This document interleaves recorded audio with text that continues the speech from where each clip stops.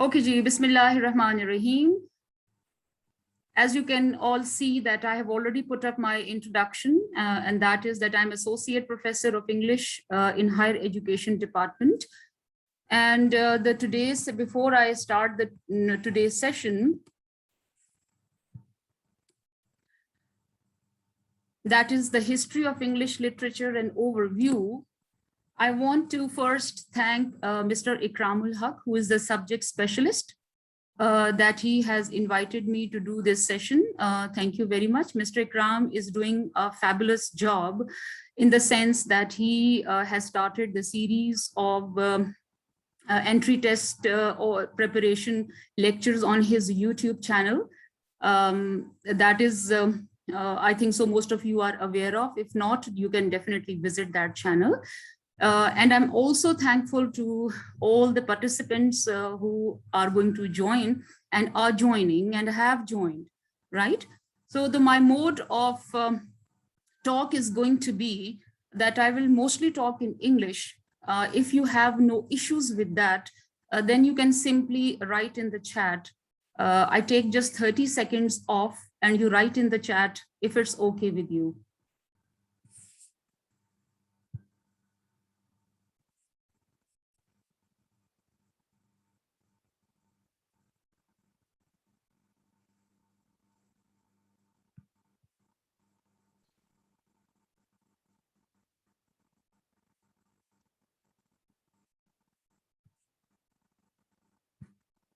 Right, so all the participants seem to be agreeing with this, and that's good because that is something which is convenient because it's the subject that I teach. Right. So the sequence of my talk that I displayed to you is that first I'm going to do the conceptual clarity in which I might take 20 minutes. It can be the less time as well, but I have reserved 20 minutes for that, in which you can see that I'm going to talk about some conceptual things like what is the meaning of history, literature, English literature and literature in English, these three terms, what they actually mean. What is the difference between Great Britain, England, and UK? And what are the naming conventions of ages or periods in English literature? Let me tell you first that if you have questions, do not ask those questions in the middle because we have, it's a power-packed session and I will like to take the questions towards the end, but you may write your questions when I ask you in the chat box, or I will provide you the time to raise your hand, and of course, then you can ask the question, right? Okay. Then I'm going to, for the next 40 minutes, I'm going to talk on the periods or the eras in English literature. And then finally, we will have between 15 to 20 minutes question and answer session. So let's begin the journey of history of English literature.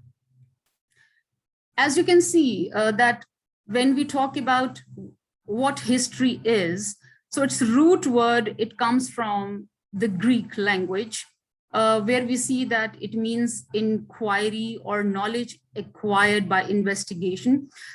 Please see that the red colors are the ones which are the things that are the key points, you can say, from every slide. So it is to shift your focus to these words or these expressions immediately, right? So when we look at the history, it is actually the branch of knowledge which deals with the past events. And then we get to know that history is not just about the people, it's about the past events, and then the country. Then we can see that they are related to a particular region also. So in simple words, it's a chronological account or a chronicle. There is also a period of prehistory as well, which means that which are the events which are before the invention of writing systems. So that prehistory history means that when the word was invented and how it made its way to the paper or something, some material which recorded the written word. Okay. So look at the three important terms over here. One is literature, the other one is English literature, and literature in English. And here I have written the first two bullets. If you can see that literature is actually from Latin, which means writing formed with letters, right? And this is the most popular, you can say, the meaning of word literature that we, the students or the teachers of literature, do. And that is that it is most commonly refers to works of creative imagination. And there are different genres like poetry, drama, fiction, or non-fiction. And then we see that the aesthetic excellence is the purpose that we achieve through these works. Okay. Now, what is English literature?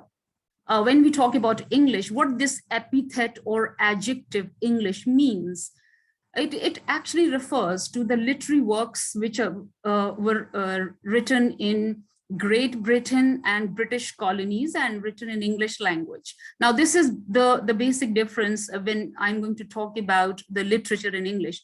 English literature belongs to England, belongs to Britain, belongs to the British colonies, and is written in English language, which reflects English culture, no other culture, right? English culture. But what is literature in English? Now, here we are going to talk about these are the literary works from all over the world, which are written in any other languages. And then they are translated into English. Okay, so the ones which are English, which is English literature, it can be translated into other languages, but primarily it is written in English. But it is opposite in literature in English, that it is translated into English language. And then we can see that it has the diverse cultures. It has you can say that it is very dynamic. It gives us a peep into the other cultures. There is another sometimes confusion we might come across, that what is Great Britain or Britain, what is England, and what is UK. So now you see over here, these three colors, kind of circles that are here. And then you will find out the difference which these three have. And then you see that Great Britain is actually a geographical name. And as I have already written here, that it consists of England, Wales, and Scotland. Now, these are the three, and the fourth one is going to be the rest of the part of Ireland. This green colored circle, the small circle, that is the fourth circle that you can see. It tells us that it is half of it, or rather lesser than the half of it, is part of Great Britain, right? Then we get to know that UK. Now, what is UK? UK is a political name. It's the name of a state. It's the name which is given and which has a map, which has a flag. And then we can see that it is an abbreviation for the United Kingdom. And the full name of this country is, a political name is, the United Kingdom of Great Britain and Northern Ireland. See, and rest of the Ireland, as we can see that it was earlier part of, initially it was part of this whole region, but then we see that in 1922, it got the home rule and then separated. So it means that the red circle is United Kingdom, yellow is going to be the geographical, that the islands that they make up Great Britain. And of course, overall, all together, the blue circle means that these are all British Isles, the islands, all right? So this is the clarity that I wanted. And these are the flags.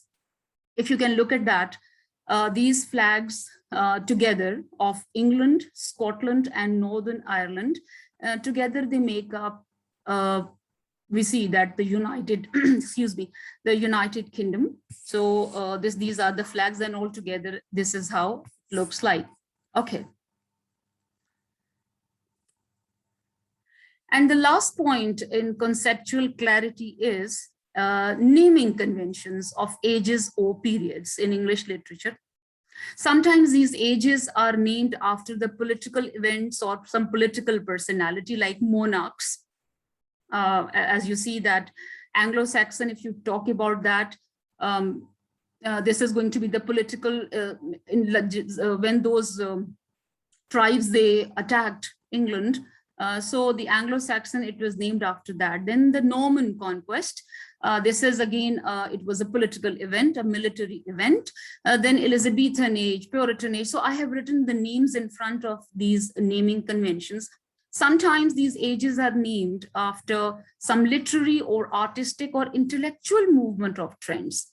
Like I have already mentioned the ages underneath that. There is Renaissance and Neoclassical period and age of sensibility, Romantic period, age of realism. Now, this is what we actually need. This is what is the immediate concern of a literature student, history of English literature student. And then the third bullet, that is the ages are named after literary personality. They are also of our concern. Age of Chaucer, age of Milton, age of Dryden, age of Johnson, and so on. And then these naming conventions also include the language influence. Like sometimes we divide them according to the language, like Old English period, where English version, or you can say the English that was spoken was considered to be old, more Germanic words in it. Then Middle English period, then Anglo-Norman period. They all are pertaining to the language influences in Anglo-French and modern English period. See, and then there are, in some cases, you can say the some phenomenon, which I can't see this slide actually. Can somebody read it out to me? The last line of it. Anybody who just volunteer? Unmute yourself and tell me what it is. May I, ma'am? Yeah, sure.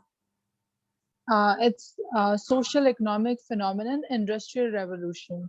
Yes, great. Thank you. Actually, there is some, a little, you can say a ribbon comes in front of me when I share the screen, and that sometimes hide the things. Okay, so social or economic phenomenon like industrial revolution. So we can see that naming convention includes almost all sorts of things which are included, and which actually it asks the historian to name the age. Naming is also given because you see it makes differentiation. Sometimes it happens that the age which comes later on, it usually has the features of the age which has gone sometimes before that. But you see what happens, it's the name for the identification also. Because in some cases, we can say that Romantic age has some similar features like the Renaissance. But you see, the different name is given to it so that the identification is easy. Okay. Now my time of 20 minutes for this session is over.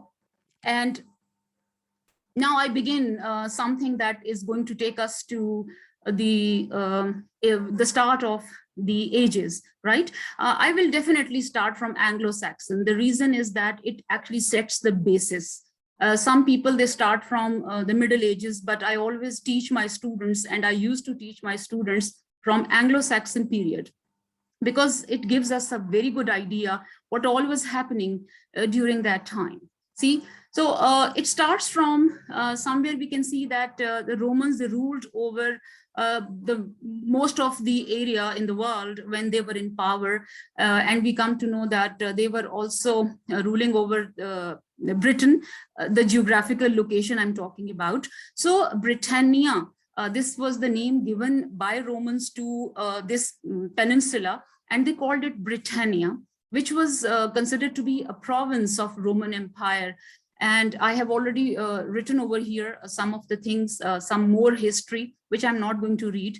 I'll quickly go to the next bullet, and where you will find out that this region, this area, this the whole this place, it was mostly, we can say, it fell prey to invasions. invaded by Romans, and then later on Anglo-Saxons, and then French, and so this is how invasions, so many invasions. That's why diverse culture and diverse words in the language. English, like Urdu, is a Lashkari Zuban. It is the combination of so many expressions, or that vocabulary, which is Latin also, which has Latin influence, which has French influence, so much of the French influence, and then Italian influence, and so many influences are there on English. See, and languages are like that. They evolve in this way, right? So now when we talk about the Roman Britain, it was attacked, and the red colors, I have put these in red color because you can focus on that.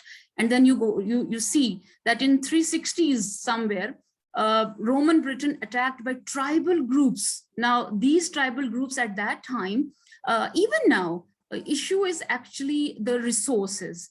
Why the world is being plundered. We all know that. The motives are not religious. The motives are mostly economic. And the same thing used to happen in the past also, when the tribes, they used to attack the other region because they wanted to seek the resources or the control, the resources of that place, right? So we come to know that these marauding tribes or attacking tribes, they somewhere made Romans leave Britain, and somewhere in 410 AD, last Romans leave Britain, means that in 5th century onwards, Romans were not there in Britain. So when I say Britain, it means that I'm talking about the geographical location, okay? Fine.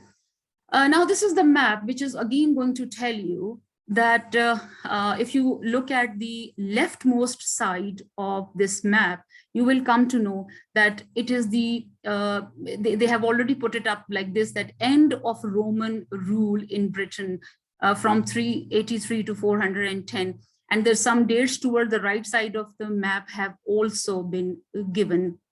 So you can see that here. Then the whole, this map has different arrows. It tells us that from where those tribes, they came, like the yellow colored arrows, they tell us that from where these Saxon, they came, actually they were the Germanic tribes. And from there they kept on raiding, and they were so powerful that ultimately they got the hold of Britain, specifically some of the parts of Britain. This picture, this image I found even more obvious, and there you can see that from the right side of this small map, you can find out that the different colors to these three dominant attacking tribes. There were other tribes also, Picts and the other ones, but these were the ones which were powerful. So Angles, Jutes, and Saxons, and how they settled in, if you look at Angles, they settled somewhere in Northumbria now, which is the northern England now. It is the old name. And then Jutes, how they settled in Wessex, and the Saxons, they settled in East Anglia, or the England that we say. All right. Now, our time, I'm looking at the time, time and again. The reason is that I need to actually catch this time, as so much is there in his history is not easy, in the sense that it has a lot many things that we have to remember.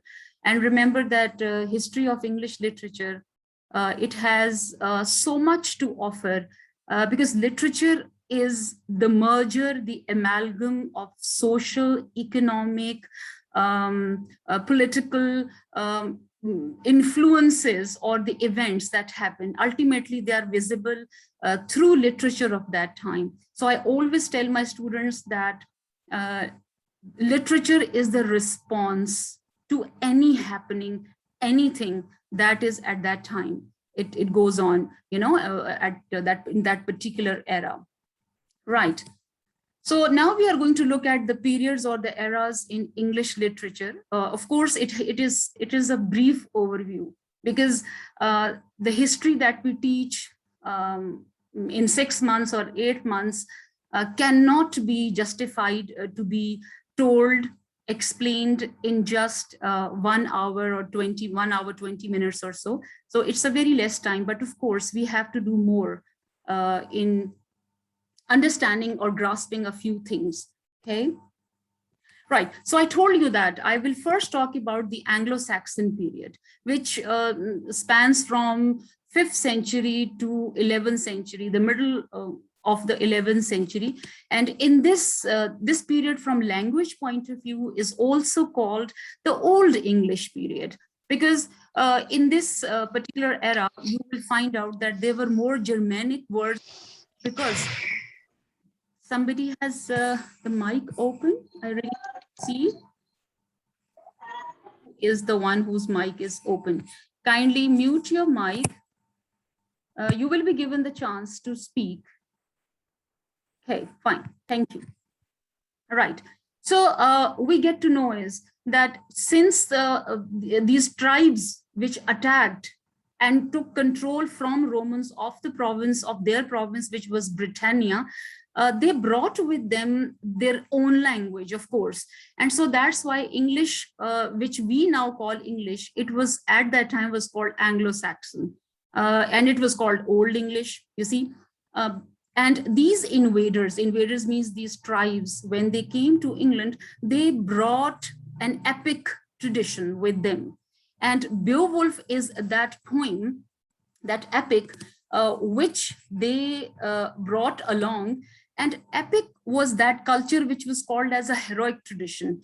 It was, as you can see, that even if you remember Paradise Lost, or if you look at the epics of the Greek and the Roman or Latin tradition, you will get to know that epics are basically the narrative tales of bravery, of grand subject, you know. And at that time, there was another, I wanted to show you that how Old English looked like. So if you could see towards your right side, there is an image of the poem Beowulf, how it was, if it is written to be in Old English, how would it be written? So we can hardly recognize some of the letters. I mean, only I can recognize letter B or probably letter F. Rest we cannot recognize, and now they are no more over here in English. All right. During that time, the authorship was unknown. Unknown over here would mean because they were orally transmitted. Because there was no culture or trend of writing the things. Nobody knew how to write. There wasn't any kind of something which you could have recorded, or there were no manuscripts or something like that. So it was orally transmitted. And when you transmit something orally, it cannot be prose, because poetry has a certain rhythm, as we see. And when even today we remember the nursery rhymes. So at that time, these specifically we are talking about, it was the world of men basically, because they would go on wars or battles, and they would go on different expeditions. So they would, in order to kill their time, in order to spend their time, they would just recite these, and then they would be orally transmitted. Okay. And then during this period, there were three kinds, you can say, or three sub genre of poetry, from pagan to religious, and then to elegiac, lyrical, you can say. So in this case, I have already put up the names in the bracket for your ease, but I'm not going to take the names of that because they're already mentioned over here. But I would particularly like to mention the two most important poets of that time. And I have mentioned the centuries along with them.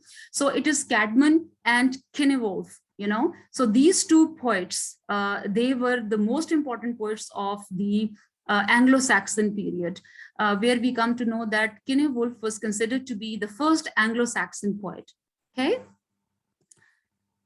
And why this image I have put up over here, this is the alliterative verse in which Beowulf was written. Alliterative verse, as you can see, that it is one line and which has been broken, or you can say which has been divided in from the middle.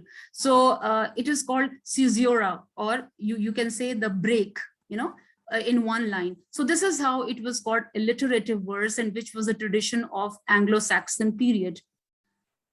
And during this time, prose was mostly religious and historical, and prose was in Latin most of the times, because if you know that the original language of Bible was Hebrew, then later on it was translated into Latin. So in this region, it was basically the Latinized version of Bible. And the message, the preachers, they were the ones who would know this language, Latin.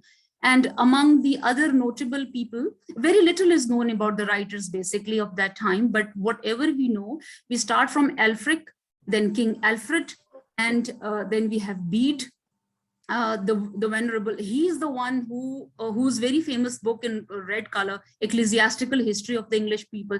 It was in Latin basically. It's translated into English. So this title is very difficult in Latin, you see. So not Adam Bede, the Bede the Venerable was actually saint, and he had written this Ecclesiastical History of the English People. So prose was in Latin, okay?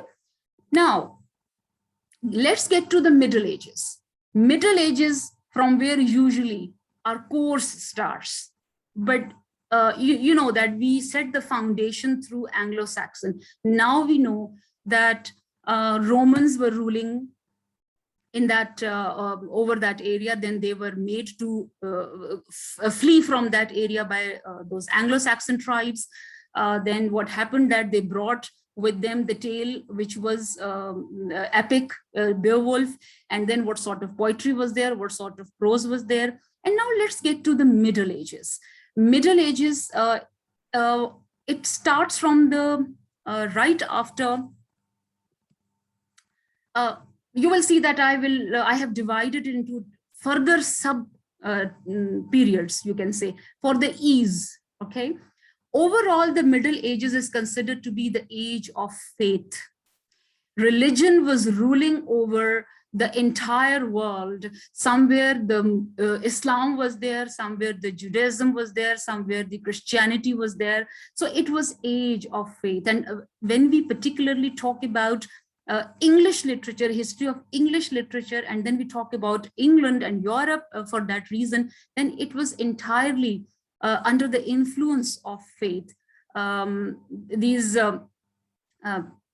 popes or the clergymen, and they were the ones who would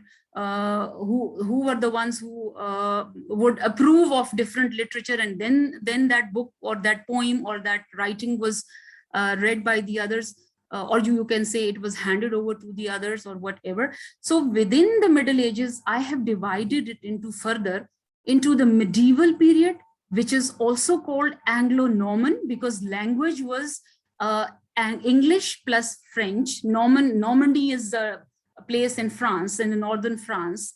So Anglo-Norman, then Anglo-French. Later on, we see that how Parisian French was spoken by the rulers.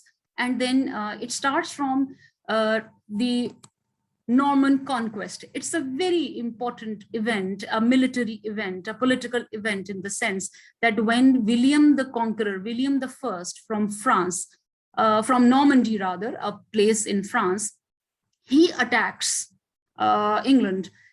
He attacks this area. And then what happens, that he, along with him, a French-speaking culture, it develops in the court. Masses were illiterate. They had no connection with the royal families or with the court, and there was a huge divide between the rulers and the ruled. And so we come to know that in the Norman conquest, how the English king Godwinson, Harold Godwinson, he was defeated by the forces, the French forces, the forces from Normandy. They took over the forces of English forces.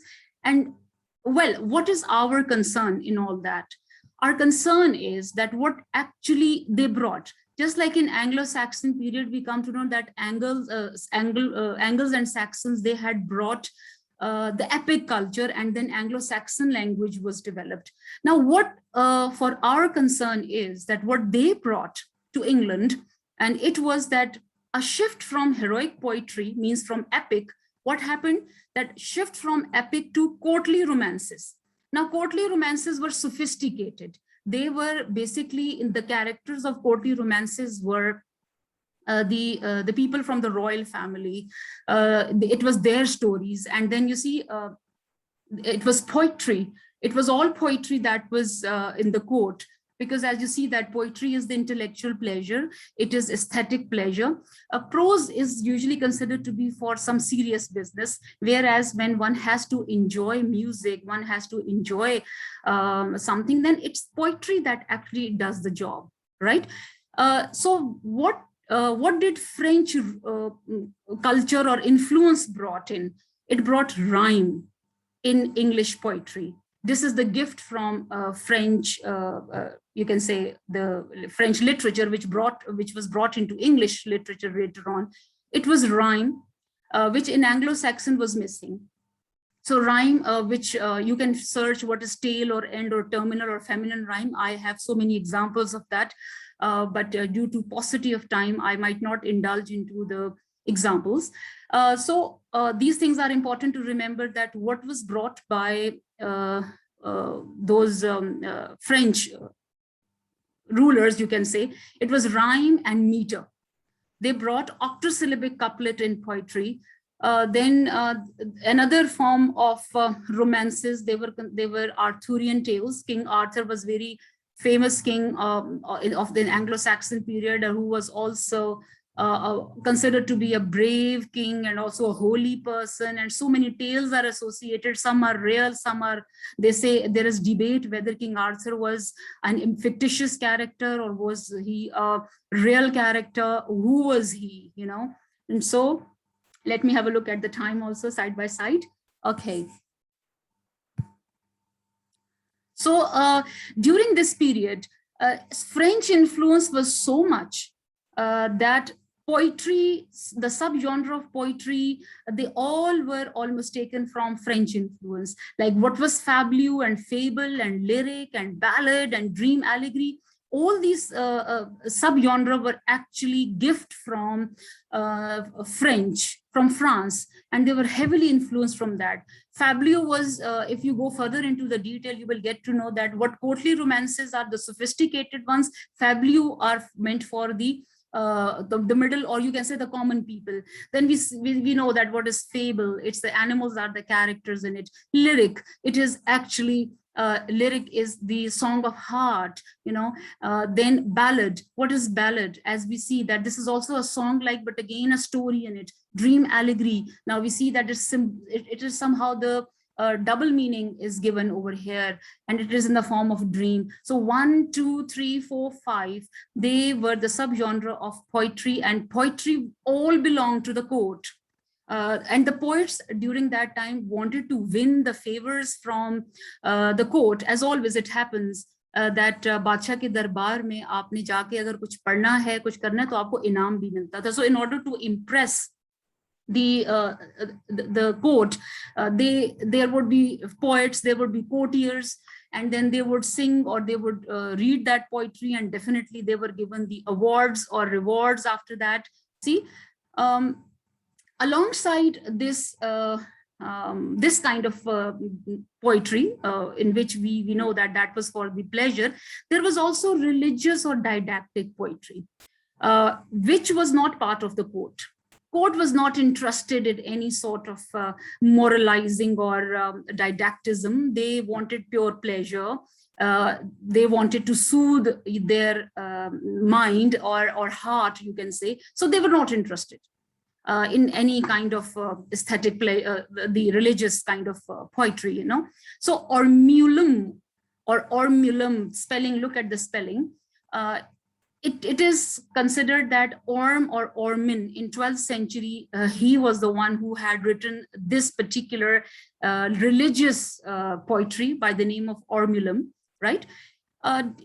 Another thing that during this medieval period, allegory, those who know that what is this literary device, when there's the surface meaning and then there is the inner meaning. Allegory runs on two levels. So allegorical interpretations were there in the works that were written, right? And during the same time, which I'm not discussing at the moment, drama or play is not my concern at the moment. I will take it to in the Elizabethan period, but beginnings of plays, it had started by then. There were all plays were religious. They all are religious plays. They started from liturgical and then they go on to the miracle or mystery plays, all biblical themes. All themes were related to religion, specifically from Christianity. And then later on, we get to know that morality plays. So they are called actually plays, liturgical, mystery or miracle, and then morality. And these plays, at that time, play was not considered to be one of the genre of literature. So they just began and they were just going on side by side. And the purpose was to preach, to give the message of God to the masses. And stories are the things that always fascinates the human beings, and they are driven by the stories. So they were in the form of stories. So alongside, prose was also there. It was religious and historical prose. It was same as it was in the Anglo-Saxon period. But then I have written over here the two very, the people who are important of that time. Geoffrey of Monmouth, an important person, an important historian, who had written religious and historical combined, that prose, you see. And look at the name that is in Latin. So all prose, I've already said, it was in Latin, because Latin was the language of religion, of Christianity, of church, and church was ruling over prose, and to some extent over poetry as well. But they could not control the court somehow. So court was all French speaking people. Okay. Now we get to the Middle Ages, second part of that. That is Age of Chaucer, which is the immense concern of the student or teacher of literature, because this is the age which lasted from 1300 to 1400, in which we get to know that it is return, or you can say the strength of English now. French was now fading out. French as a language was fading out. It was now more English than French. And the huge part was played by Geoffrey Chaucer in it, because he is the only great figure of this time, rightly called the father of English literature, and has a universal appeal, very dynamic, because he was a soldier, a courtier, a diplomat, a poet, and he met so many people on his visits to Italy and France, because Italy and France were more advanced than England at that time. So, so he had connections within the court and outside the country as well, because he was sent on different assignments. So he met Petrarch, he met Boccaccio, he met the people of the important people of that time, the literary figures of that time. So he was a diverse person. So not only was he an artist, not only was he a poet, but he was also a versifier. Versifier is the person who crafts the verse. It's from verse, the line that one crafts. So it started from, he contributed in the form of rhyme royal, which I have given the explanation of that it is 7 lines and usually in iambic pentameter, and also has a alliterative verse. Now, he is such a creative genius that he combined not only the new trends, but also took help from Anglo-Saxon tradition. So he combined both. So the influence on his poetry is of 3 types. Number 1 is the French, it is the French tradition, where the very famous romance, the dream allegory, which was Roman de la Rose, means romance of the rose, a symbolic or allegorical poem throughout the Europe. It was famous at that time. He translated that. It means that he knew French.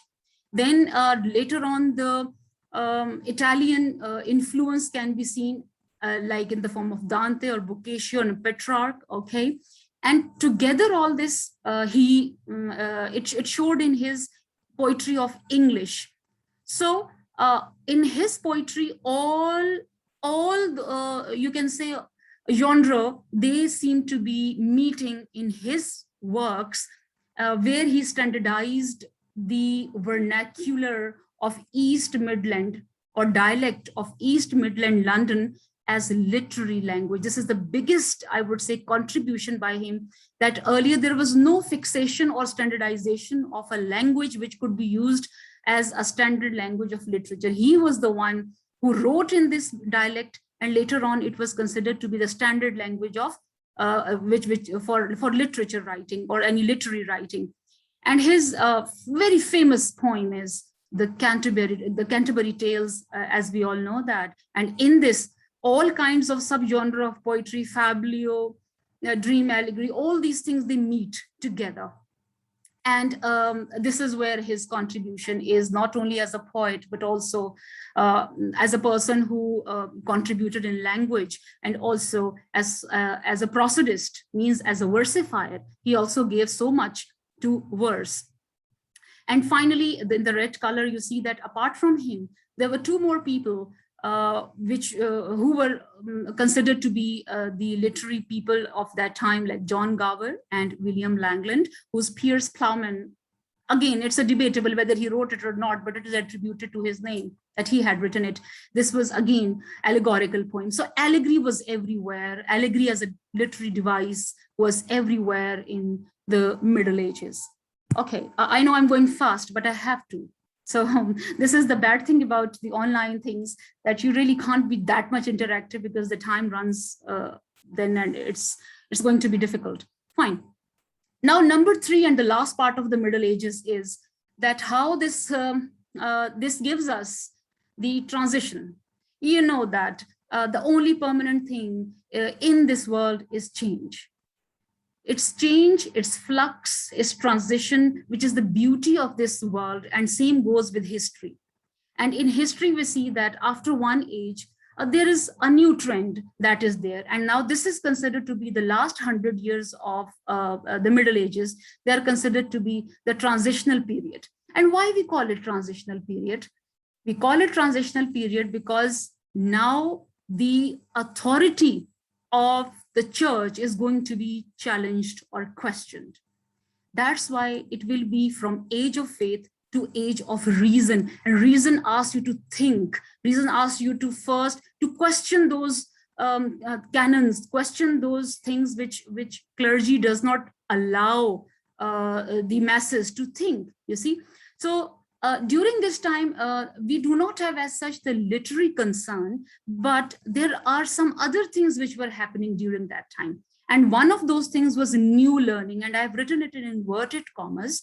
Reason is that new learning pertained to the learning of classical texts, Greek and Latin texts, which were from the pagan world. And I understand that the students and the teachers of English literature, they know the pagan world and whatever I'm saying, okay? A very, you can say, eventful thing had happened during this century, this time period, and it was arrival of printing press. In Germany, somewhere in 1440s, Gutenberg, who brought the printing press to Germany, and in England, this printing press came in 1476 by William Caxton, who was a translator as well as a literary figure, and plus he was a publisher.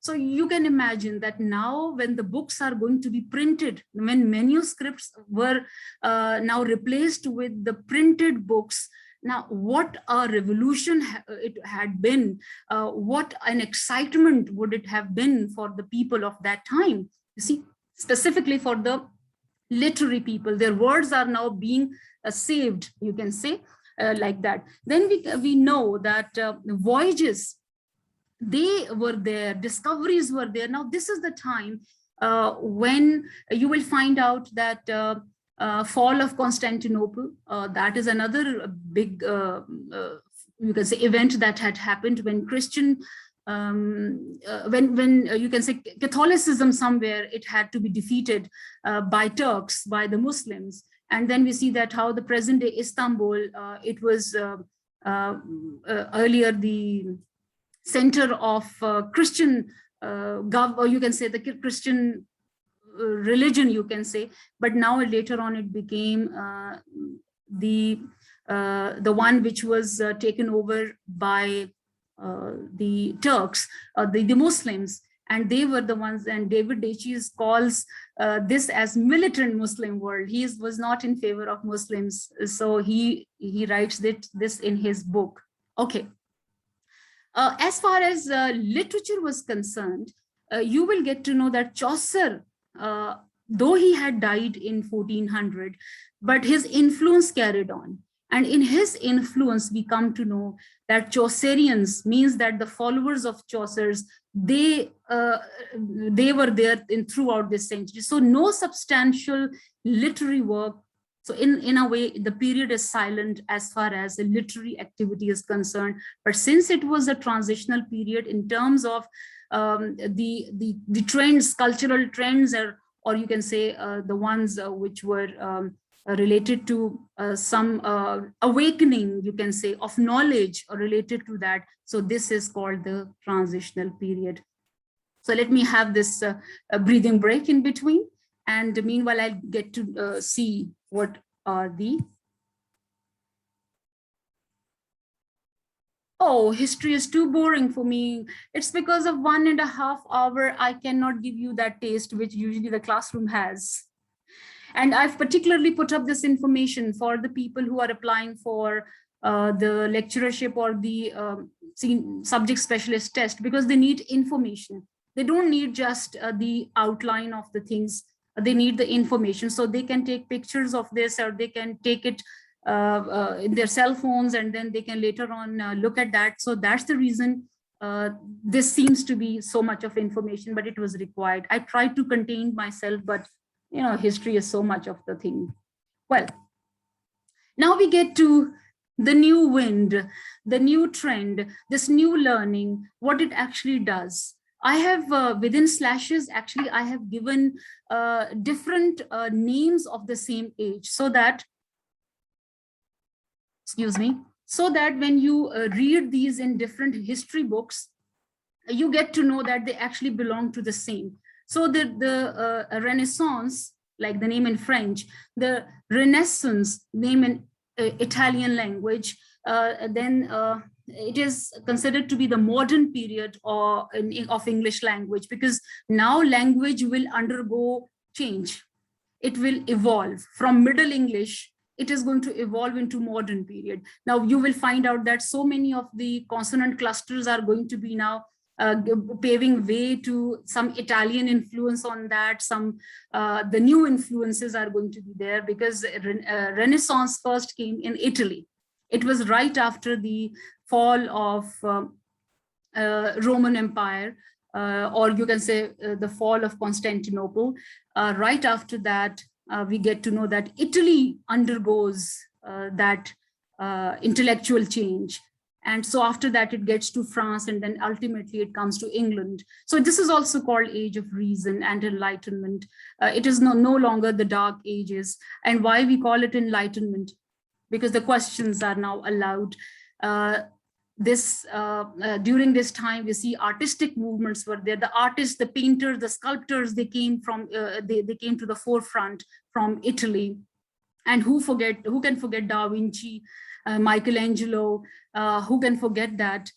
French influence in the form of essay. We say that Montaigne, this is how he's pronounced in French. His influence in essay writing is visible on Bacon. There was this humanism. What is humanism? Today we call those humanities. Humanism is basically the revival of classical texts such as grammar, rhetoric, history, poetry, moral philosophy, which goes back to the classical time of Greeks and Romans, the pagan time. And so that was now paving way to the text. So the renewed interest in that. Then Reformation, another event, particularly in English, I can say setting, it is actually the schism in Christianity. Like first time under the influence of Dr. Martin Luther King, who was a German monk or a religious philosopher or theologist, he was the one who challenged the canon, some of the malpractices or exaggerations in Catholic Church, which already in Canterbury Tales, Chaucer mentions those malpractices, you see.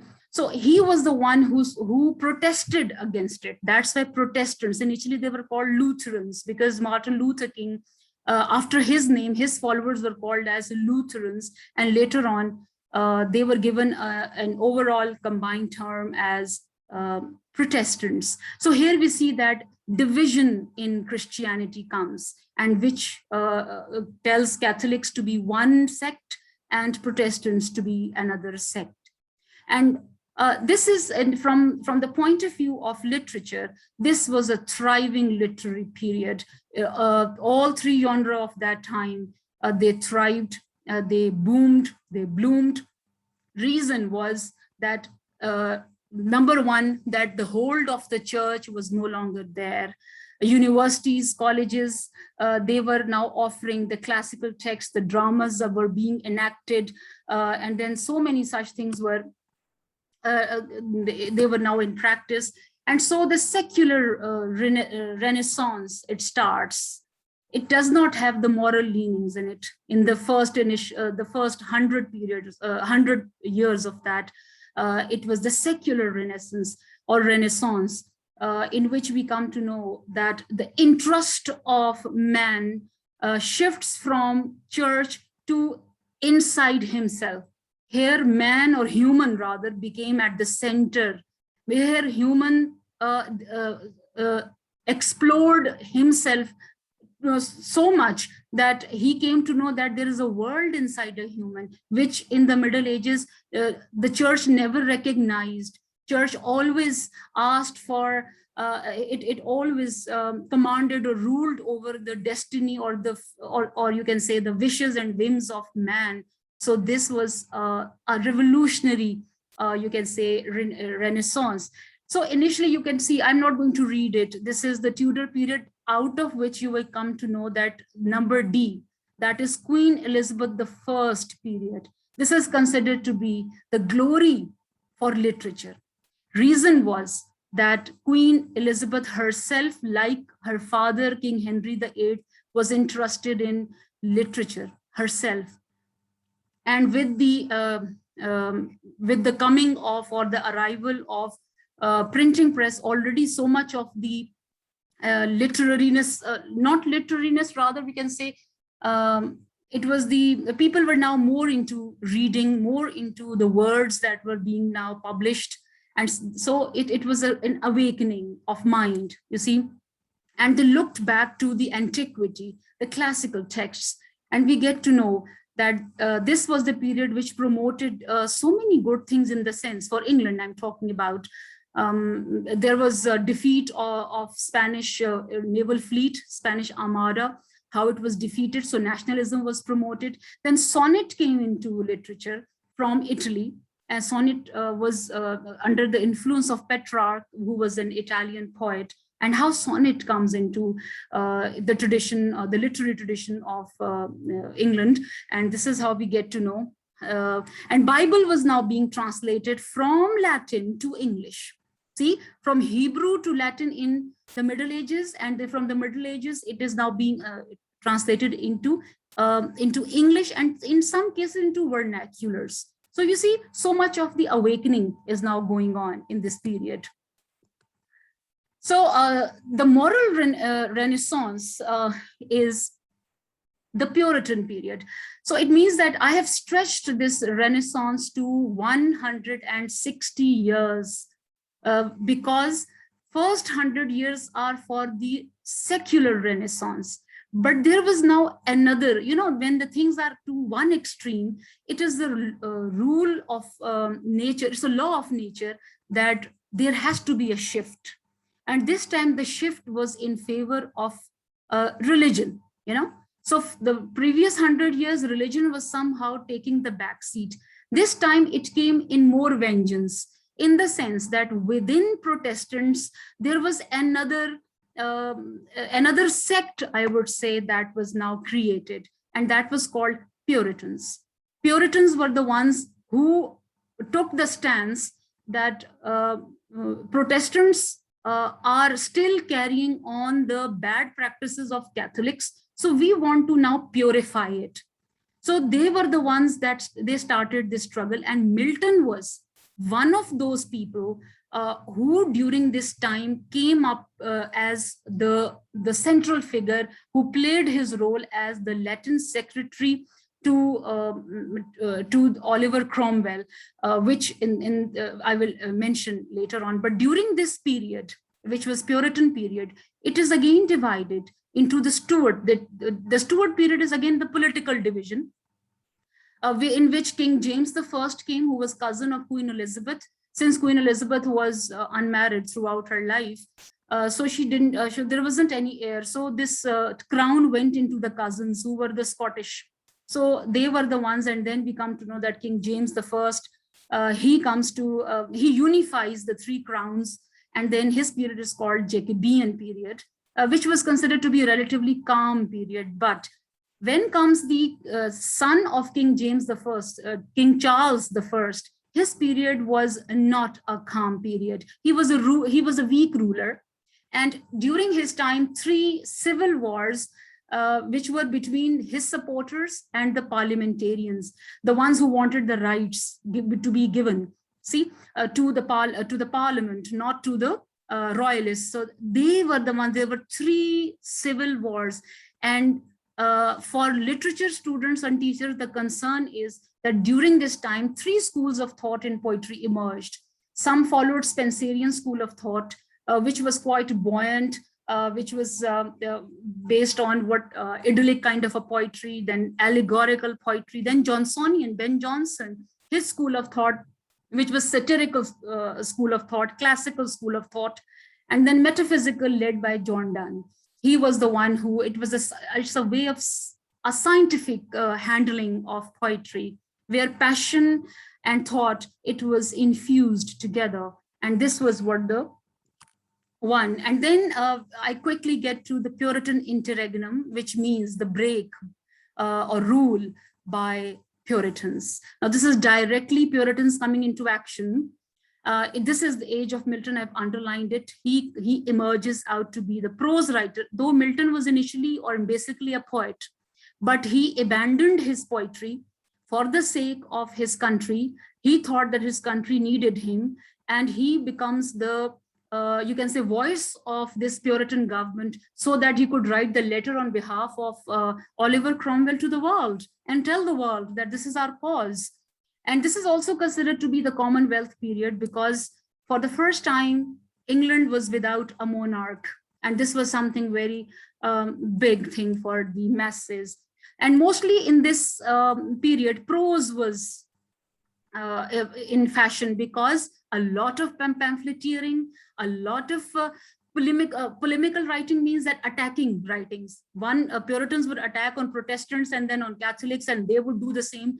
Then criticism was also written, biographies, and meanwhile, as you know, I don't know whether I should say it or not, but just like the Taliban, they bring their own way of Islam. So the Puritans did the same. They said that all theaters have to be closed, no more dramas, and now the curtain is closed on the poetic drama. No drama during this 12 years or 11 years. Okay.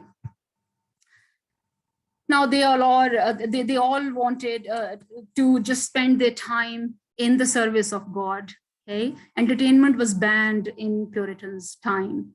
So important literary figures I have put up over here. I'm not taking their names, but red colors, if you can see, they were the ones that after Chaucer, England got its second greatest poet, and it was Spenser.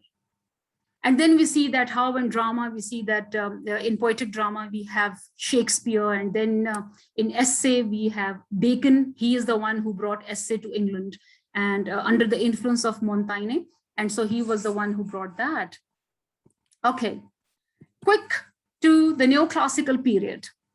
The neoclassical period, okay. Now the previous period was Renaissance. Re means again in French, and sens means awakening or birth. You know. Now this is the Latin prefix neo. Neo means revival. So what is the revival? So it has it. What was the revival of it? It was the revival of classical period. They thought that it is the writers of that time gave this name to this period themselves. They thought themselves to be the people who were in antiquity, like or like Ovid, like the other Homer or Virgil, and they thought that they are the greats of this time. So this is the misnomer. This is the wrong name given, but once it has been given, it has been attached. There was nothing classical over there, actually. They just copied, they imitated. The content was, they couldn't imitate the greatness, they couldn't imitate, they imitated style. So it is more of a form that they imitated. See, and this is the picture that is of King Charles II, because this is the period of restoration. This is the name given to this period because we come to know that monarchy returns to England, because Oliver Cromwell, who was the Lord Protectorate, he was killed. And after that, we come to know that monarchy returns to England. King Charles II was hiding in France. He came back and he took the throne of his father. He claimed that his father was, because you know that he was executed by Puritans. So he said that it is his right to be on the throne. So we come to know that in this age, satire was the one which grew. Reason I've already written over here. If you could see that bullet number 5, because it was now parties were now political parties emerged. One were Tories, who thought that the king, the monarchy is a divine right of the royal people. And Whigs were the ones who said that there should be constitutional monarchy, means that parliament must have a say in that. Okay, so initially there were the terms of abuse. Well, during this time, Milton returns as a blind poet and the great poet during that time. His best poetry in the form of Paradise Lost comes in the Restoration period. He dies in 1688, but half of the Restoration period he was there. He had written the best poetry of his times. So during this time, again, since King Charles II, like his father, was not a very good person in the way that he was morally loose. So his court was full of the show-off people. They were called court wits. And then people would write poetry, or they would write satire or prose in order to malign each other, so that the benefit could be taken of the king or these people. See, for literature people, you will see that here the two diarists, famous diarists, Samuel Pepys and John Evelyn, philosophers, and then it is the somehow the seeds of novel, they start to be seen in John Bunyan's Pilgrim's Progress over here. You see, and then we get to know that how Andrew Marvell is also one of the people right there. Okay, now I need to be a bit quicker. Where we come to know that comedy of manners. Now, this was a specific kind of comedy, and it was prosaic. It was not the poetic drama. It was prose drama. Now, poetic drama was over after Jacobean period. It was over. It did not return until 20th century by Eliot. Before that, it was not there. So it was all prose, which was now in fashion. Okay, the neoclassical period, the second and the most thriving period of that time is the Augustan period.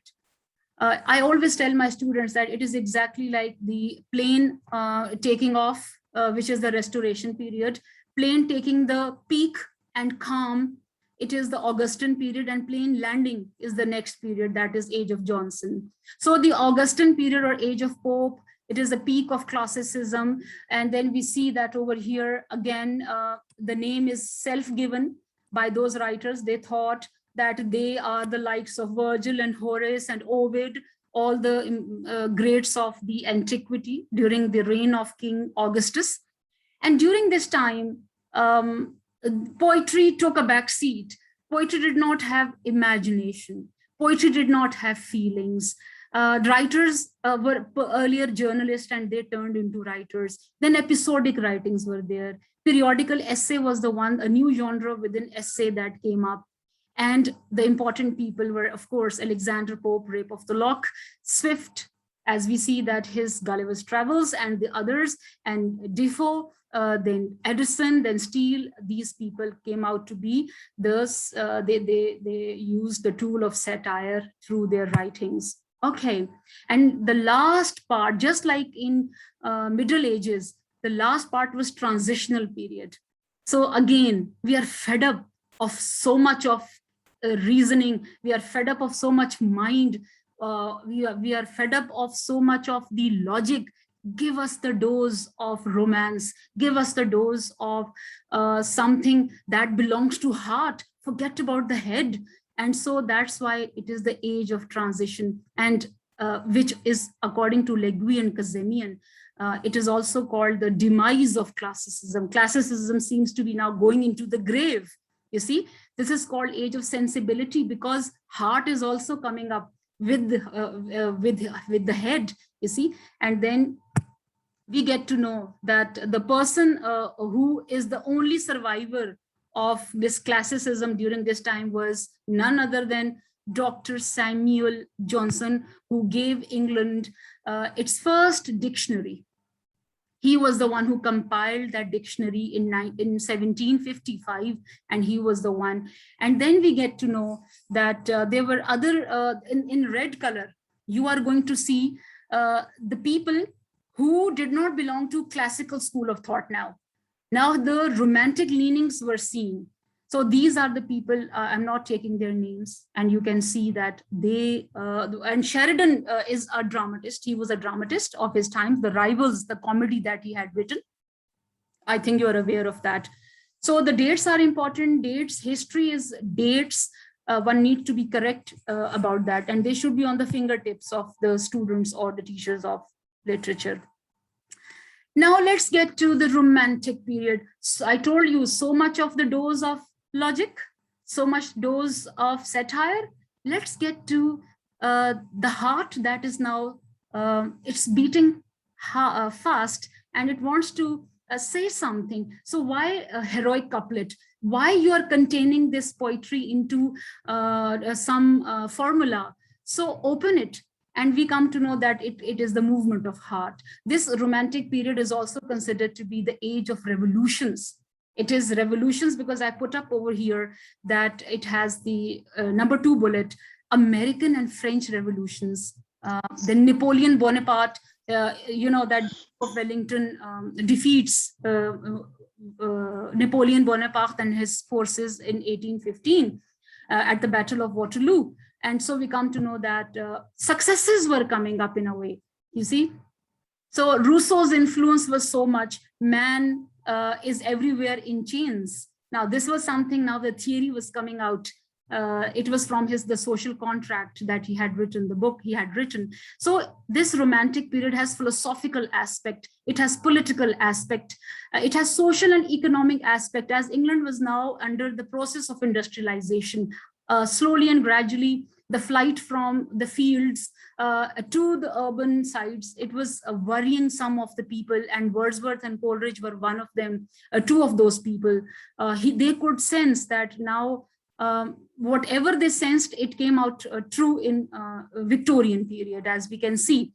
Okay, why I have put up this image of a bottle opening. So this is basically the emotions which are bubbling inside the soda bottle, and now the cork is going to be opened, and now this is the feelings which are going to come out. Now it is the powerful, that the lava of feelings, spontaneous overflow of feelings, which is going to come out. And then we come to know that now return of feelings. So much of the logic, we don't need it. So let's get back to the feelings. Let's get back to the fascination in the past. You see, medieval, every Romantic poet had a certain fascination with a certain past. Then nature became a sublime entity, a different treatment of nature given to nature by different poets. There was subjectivity, individuality, and poetry and prose, both they showed this sign over there. Literary figures, everybody knows The romantics are the most sought out people and everybody seems to know them. Okay, now 18th century is the century of novel also. We're talking about century. I'm not talking about the age. I'm talking about the century at the moment. Why we call novel as novel? Because it was the last one to be added. Because it was the last one to be added to the genre of literature. So novel means something new. And its root is from the Italian novel, new, you see. And since novel has a middle class origin, because it gives the themes of middle class, and during this time, middle class was rising. The bourgeois was rising. There was rise in literacy also because of printing press, and so novel was it found its perfect setting to be to rise in that condition. And people were not interested into theater, into drama. They were more into reading. And this carriage of novel, the four wheels of the carriage of novel were taken up by Richardson, Fielding, Sterne, and Smollett. They are considered to be the four wheels of the carriage of novel because each one of them gave something to the strength of novel, which was there in the Victorian period. We are about to start the Victorian period, and then we get to know that different types of novel, they emerged, like historical or terror, of Gothic novel was there, novel of manners, written by Jane Austen. Why Jane Austen is written in red color? Because she was the novelist of the time. Nobody could match her caliber during that time. And she was not the one in the romantic, she was in the romantic period, but she was classical in her approach. Her scope and range, it was way different than the rest of the novelists. Okay, so female novelists, and then we get to the Victorian period. I really, pardon me, I'm just getting a bit faster. If you have time, I don't mind, but I might be a bit faster, okay? So the Victorian period, as you can see that there are two slashes everywhere. I'm trying to give you different time spans. If you get to know that from 1830 to 1900, this is the literary division. But from 1837 to 1901, this is political division. This is political period, because Queen Victoria's rule ends in 1901 with her death, you see. But for literature, the period starts from 1830 when Tennyson's poem, that collection of poems is published. And that sets the new trend of poetry that was called Victorian poetry. But this age is full of contradictions, full of isms, because to one side it showed the science, and then the other side religion. They both were at loggerheads with each other, and a lot of role was it was played by Darwin's theory of natural selection, where man's being having the divine origin, it was challenged. And we see that there were different schools of thought and movements in which Gnosticism, like the ones they believe in God, agnosticism, they say that man only has got from, it has been evolved. There is no divine beginning or no divine origin. And skepticism is somewhere between these two. The ones who, this is the British spelling of skepticism, American spelling is SK. So they were the doubters. They somewhere went to one side and somewhere they went to the other side.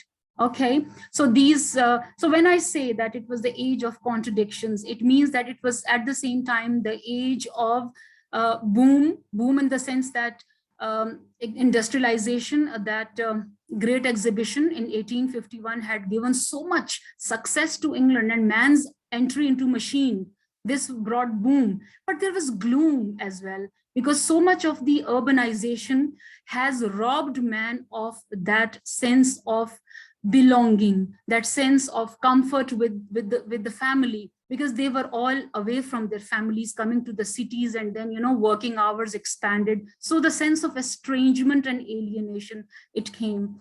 But for novel, for literature people, it's a booming period, glorious period of novel. Just like in Elizabethan period, it was a booming period for drama. Here, it was a booming period for novel. But at the same time, there was rich poetry and prose. And I've already told you that the Great Exhibition was the biggest thing. Today I was reading in a newspaper the Dubai Expo. Now Dubai is the center of attention these days. At that time, London became the center of attention for the whole world, for the advanced world. And yes, English army was spreading its wings to different countries, specifically if you think from subcontinent perspective, East India Company and these things. So, it was expanding itself. So military successes, they were also, during this time, they were there. And these are the important people in different genre. You just see their names. I'm not taking their names. So in red color, I have put up actually those schools of thought or those movements. So that's why I call it the age of movement, the period of different movements, isms. Okay. I take just 30 seconds so that you can read these.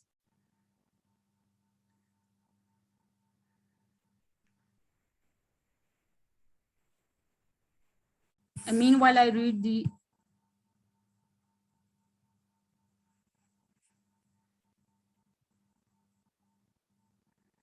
okay. Right.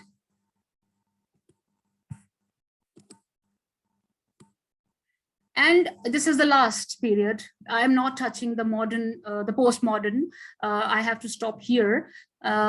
So if I go to the modern period, now think about this world. Think about how that ugliness of machines, the era which the whole England, or you can say the advanced world, was proud of, that the age of machine in the 19th century, they had stepped into the same age, the same machines, they turned ugly. How? The moment the 20th century begins, we come to know that this was the century of bloodshed. This was the century, this was in specifically the first half of it, as we all know, that it was full of different, the Irish Revolution was there, which Yeats talks about. Then there was Lenin. He was having his own contribution in that sort of revolution. Then, of course, the First World War. That was the biggest shock for the world. Even for England, it was the biggest shock. And you see, we get to know that the same machines, they turned into monsters over human beings. And this is where we get to know that man loses his spiritual side. We get to know that he becomes hollow. The image to the right side deeply portrays that what man was like. There was so much of the gloom. There was so much of the skepticism of the Victorian period, which now gets to you can say the bitterness, you can say, the disbelief in religion. It comes out so strong that we get to know that atheism now is the one. From skepticism comes the atheism, and we get to know that it was the age of war. To the leftmost side, there is an image. It was the age of disillusionment. It was the age of conflicts. It was the age of identity crisis. It was because of so much of the migrations, the mass migrations as a result of war, that man loses the sense of belonging. And we get to know that it was the age of somewhere you can say so much of the depression, that psychological issues, they start cropping up, and psychology as a branch comes out so strong, because man started getting into depression. Man started getting into all those kinds of psychological maladies. And Sigmund Freud and those people, they came forward and they gave different theories, and it was all because of these problems. And then we get to know that it was also an age of innovations, different innovations in scientific fields also. They were there, and in literature too, there were different experimentation that was there. Then so much of the realism, it was a dark realism. There was so much of the literature was showing the psychological impact, complexity of human mind. That became the topic. Sex perversion. Then we get to know whatever Eliot tells us.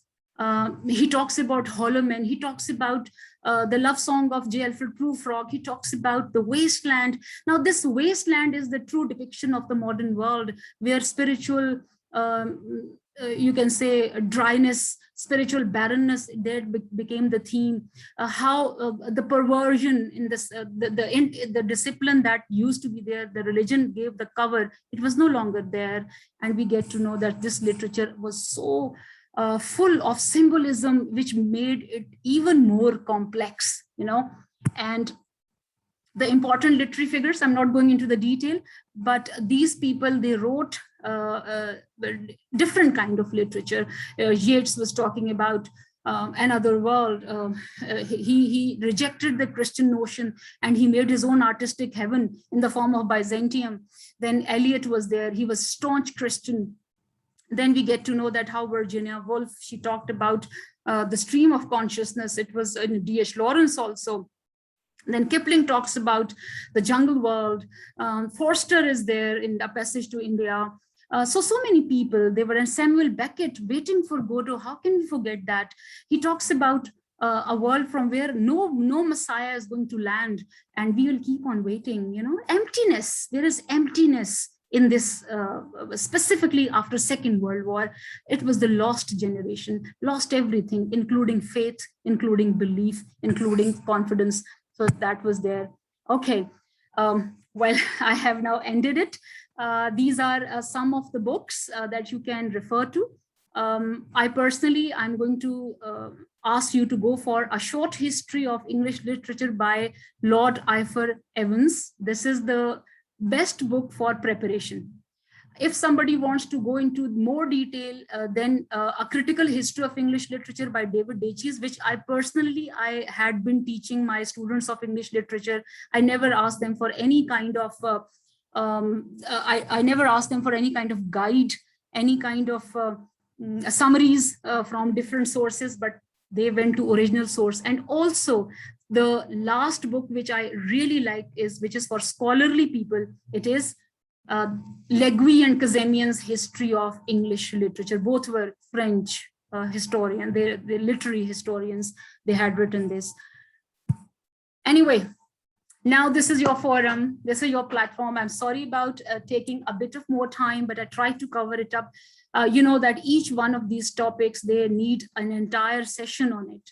I try to be a bit quicker. So when you are going to look at the slides and listen to the recording, probably you will understand it better. But this is all from my side. Your time starts now.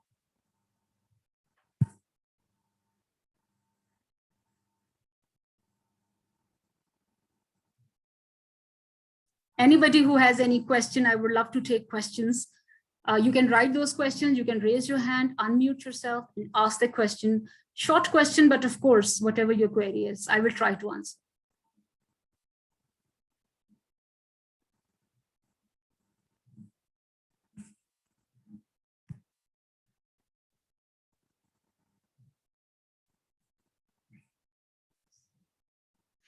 Well, I'm just reading the comments now.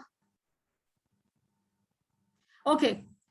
Ms. Husna Ehsan is telling me that it was an informative session, but there is a contrast between the years which I have studied and the years you told. Yes, very true. The reason is that these ages are not like, who is there? I'm romantic age. It's not like that.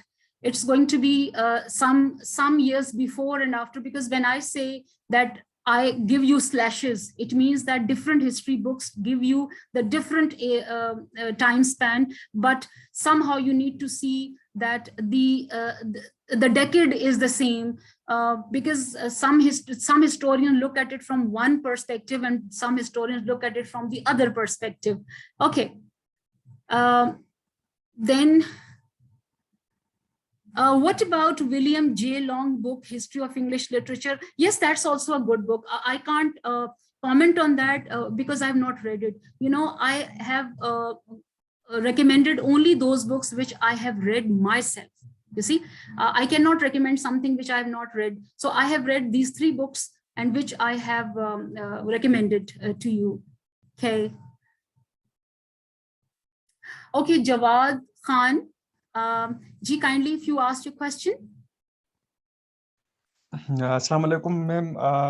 Ma'am ये problem है कि मुझे different book से पढ़ा है, तो उसमें किसी में आ रहा है कि कैडमन जो है फर्स्ट पोएट है इंग्लिश का, और किसी में आ रहा है कि सैनवुल्फ है। तो इस पे कंफ्यूजन है कि सैनवुल्फ is the first poet of English literature और Caedmon. Okay, good question. If you look at the Anglo-Saxon period, let me tell you one thing, that things are actually not as such recorded, but according to the extant literature or record, it's yes, Cadman is one of the poets, but the first Anglo-Saxon poet is Cynewulf. It's K-sound, Cynewulf, which I have mentioned in my slide over there. So what I will tell you is a laborious work of almost 8+ years, and my students are a proof of that. They know it, that I usually do not say the things without any kind of research on that. Okay, so it's Cynewulf, the first. G. Okay, thank you, ma'am. All right, thank you. All right, so let me see if there is something else as informative session. Way of teaching is awesome. No, it's not awesome at the moment because I had to give so much of the information, and I knew that it was quite facts and figures. Okay. My gratitude to you for all you have done. Oh, Hina Bache, thank you so much, as you had been my student, and I'm flattered. Thank you. Please differentiate Romanticism and Modernism period in a short way. Okay, they are so different. Romanticism actually is to see wonder in the common things of life, number one. Number two, Romanticism is actually related to the world, that ideal world that that one creates as a result of dissatisfaction from the present world. But there is no hatred. In modernism, we find out that since the reality is so bitter and so dark, and so there is an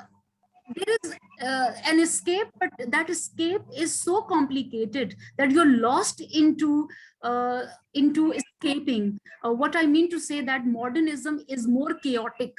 Romanticism has positivity in it. Romanticism gives you the hope, whereas modernism, it devastates you.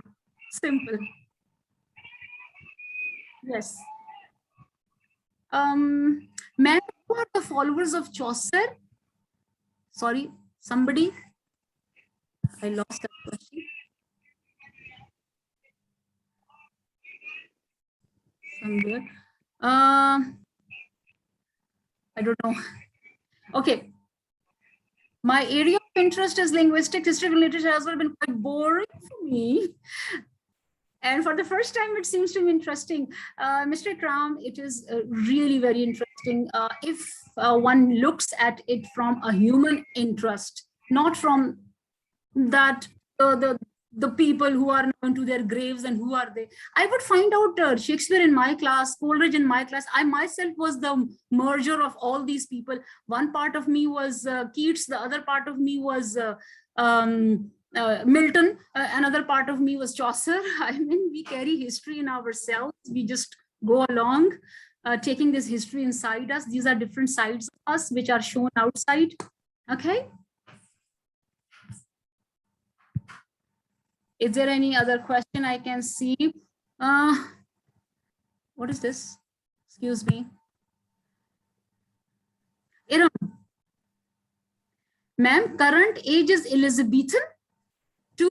Oh, yes, yes. After Queen Elizabeth I, this she is labeled to be as Queen Elizabeth II, and she has outnumbered Queen Victoria in the longevity of rule. Means that in 2012, Queen Elizabeth II, the present queen, has completed the 60 years of rule. And everybody's, when the next monarch is going to come? We don't know. Now she is so blessed. Yes, it is Queen Elizabeth II. Ma'am, you were, you are, and you will always be the greatest teacher. Iram, thank you so much. You always, you're so kind. Thank you. Anybody else, Ji?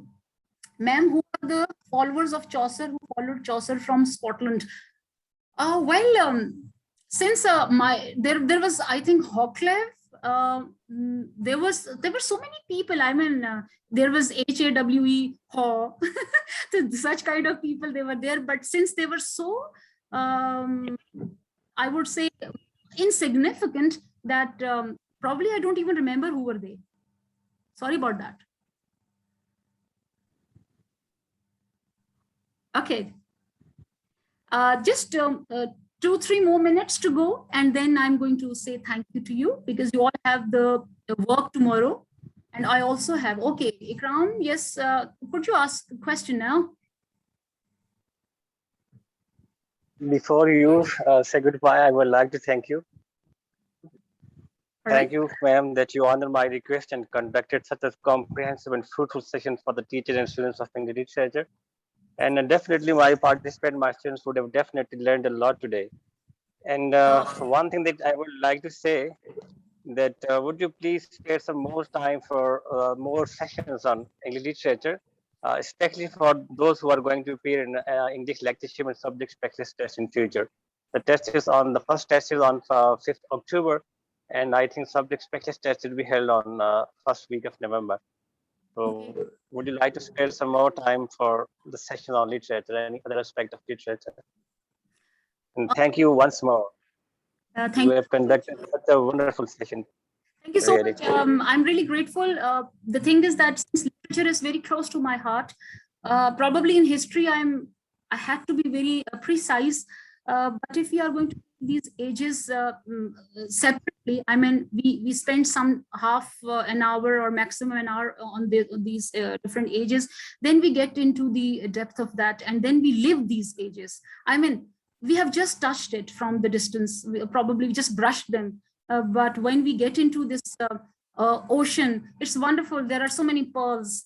There are so many treasures which are inside. So just think about them as the living people breathing around you. And then you find out that history is something which repeats itself. It's exactly like I tell my students that it's exactly like कभी छोटी कमीजें होती हैं, कभी लंबी कमीजें होती हैं, कभी क्या क्या, लेकिन आप नोट कीजिए कि with slight modification things come back, time and again they come back to you. So it's an old wine with new labels which keeps coming to you with a little modification. So this is what it is. So yes, I would love to do these sessions because it is going to get me back to my love and my beloved, that is literature. Thank you once more. Thank you very much. Thank you so much. And if there are no questions, then I'm just going. Can we get the recording? Mr. Imran is asking me. Sure, let me just finish the session and I will see how much recording has been done. Okay, fine. So we will email the recording, or we will send it to Mr. Ikram, and then it's up to him. Okay. Momna, thank you, Bete.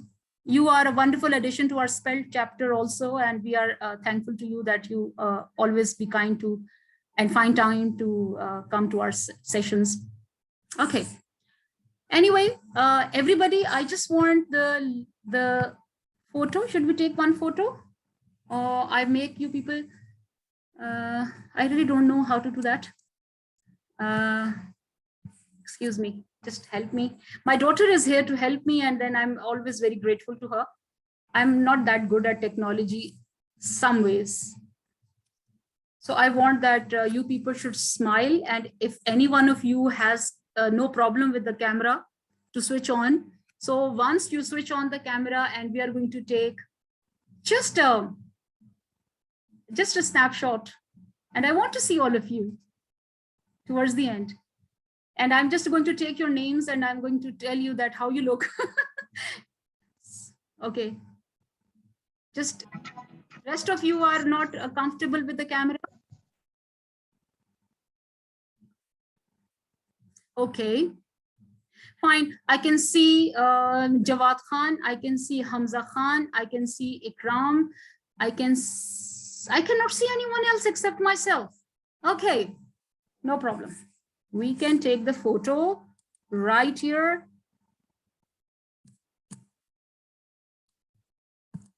Thank you so much, everyone. See you inshallah some other time. Allah Hafiz.